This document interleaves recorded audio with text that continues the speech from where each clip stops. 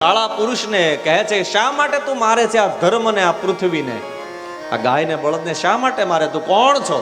તું મારા રાજ્યમાંથી નીકળી જા. અને ત્યારે પેલો કાળો પુરુષ બે હાથ જોડીને પરીક્ષિત રાજાને કહે, રાજા હું ક્યાં જાઉં? રાજ્ય તો બધું જ તમારું જ છે, બધી જગ્યાએ હું જાઉં ક્યાં? અને અત્યારે મારો કાળ આવ્યો, મારો સમય આવ્યો છે, એટલા માટે હું આવ્યો છું. કોણ છે તું? કે હું કલયુગ છું, મારું નામ કલયુગ છે. પરીક્ષિત રાજા કહે, સાંભળ, જ્યારથી પ્રભુ પરમાત્માએ આ ધરા ઉપરથી વિદાય લીધી ને, કલયુગનો પ્રારંભ થયો, હું તને રહેવાને માટે 4 સ્થાન આપું છું. આ 4 સ્થાનની અંદર તું રહેજે. વાલા પરિવારજનો, પ્રેમ से બોલો, જરા ભાવ से બોલો. હવે જો આ 4 સ્થાન આપણા ઘરની અંદર હોય તો સમજો આપણા ઘરની અંદર કલયુગ આવીને બેસી ગયો છે. આપણે કલયુગને ઘરમાં રાખવો કે ને બહાર કાઢવો એ આપણે સ્વયં નક્કી કરવાનું. અને ભાગવતજી બતાવે છે કલયુગ તને રહેવાને માટે માત્ર 4 સ્થાન, અને આ સ્થાન સિવાય જો તું ક્યાંય પણ દેખાઈશ હું તને મારી નાખીશ. અને કલયુગને આજે પણ ભય છે પરીક્ષિત રાજાનો, પણ 4 રહેવાને માટે સ્થાન આપ્યા. સાંભળીએ. દ્યુતમ પાનમ સ્ત્રિયઃ સૂના યત્રા ધર્મશ્ચતુર્વિધઃ. હે કલિયુગ, તારા રહેવાને માટે 4 સ્થાન, એમાંથી હું તને પહેલું સ્થાન આપું છું, દ્યુતમ. દ્યુત માને જુગાર. જ્યાં જુગાર રમાતો હોય ત્યાં કલયુગ તારો વાસ, ત્યાં તું રાજી ખુશીથી રહેજે. અને આ દ્યુત તો એવું છે વાલા પરિવારજનો, જુગાર ખબર નથી રહેતી, જુગાર રમવા માંડીએ ને પછી કેટલો રમી જાય. અને એનું ઉદાહરણ બહારથી કઈ શોધવા નથી જવાનું, મહાભારતનું જ લઈ લો, 5 પાંડવોનું.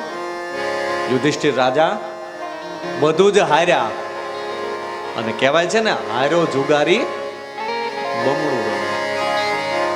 વેચાવા માંડ્યું બધું, પણ હજી એમ થાય કે એકવાર જો જીતી જાવ ને તો બધું આવી જાય. ખબર ન રહી કેટલું આગળ વધી ગયા, અને અંતે પોતાની પત્ની દ્રૌપદીજીને પણ મૂકી દીધા જુગારની અંદર. અને અંતે આપણે કથા સાંભળીએ છીએ કે દ્રૌપદીજીને પણ હાર્યા. પહેલું સ્થાન કલયુગનું, જ્યાં જુગાર રમાતો હોય ત્યાં તારો વાસ. દ્યુતમ. બીજું સ્થાન પાનમ. પાન એટલે મદિરા પાન.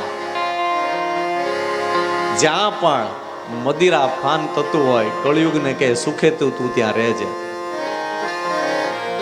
ધર્મની અંદર એ ધન આવવું જોઈએ, એના બદલામાં વિચાર જ નહીં આવે. કારણ કે કલયુગ સવાર થઈ જાય ને પછી ધર્મના માર્ગની અંદર વિચાર નહીં આવે. મનની અંદર વિચાર આવશે કે હજી હું વધારે ને વધારે સારું આમાં કંઈક આવતું હોય ક્વોલિટીનું, વધારે પી લો તો હું સુખી થઈ જાઉં. પ્રેમ સે બોલો. સ્વયં પાન કરી અને પરેશાન પણ છિન્ન ભિન્ન. આખો આપણો ઘર હોય, ઘર છિન્ન ભિન્ન થઈ જાય. અને એકવાર એ મદિરા પાન પીવે ને પછી કઈ ભાન જ નથી રહેતી. પાન જ એવું છે કે ભૂલાવે ભાન. કોણ પિતા ને કોણ ભાઈ ને કોણ મારું ઘર, કોણ મારો પરિવાર. એટલે માટે બીજું તારું સ્થાન કળયુગ, તું જ્યાં મદિરા પાન થતું હોય ત્યાં તું વાસ કરજે. દ્યુતમ પાનમ. ત્રીજું સ્થાન સ્ત્રિયઃ સૂના. જ્યાં ગણિકા સંગ થતો હોય ત્યાં કલયુગ તારો વાસ. અને ચોથું સ્થાન કતલ. આ તારું ચોથું સ્થાન.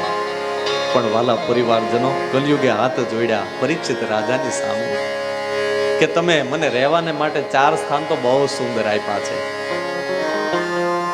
પણ હજી મારું ઘર અને મારો પરિવાર બહુ મોટો છે. આ 4 બેડનો ફ્લેટ નાનો પડશે. 4 સ્થાન છે ને એટલે 4 બેડ તો હજી મને નાનો પડશે. પરિવાર મોટો છે. હજી કંઈક એક કૃપા કરો ને તો અમે સુખેથી રહીએ બધા ઘરની અંદર. અને ત્યારે પુનશ્ચયાચ મહાનાય ફરીવાર માગણી કરી. અને ત્યારે સ્થાન આપ્યું છે કલયુગને જાત રૂપ મદાત પ્રભુ. જાત રૂપ માને સુવર્ણ સોનું.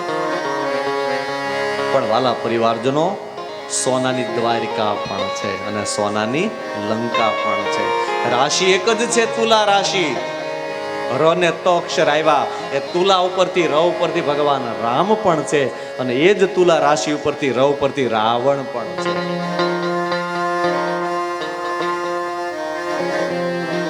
કલિયુગ રાજી થઈ ગયો. પરીક્ષિત રાજા 5 સ્થાન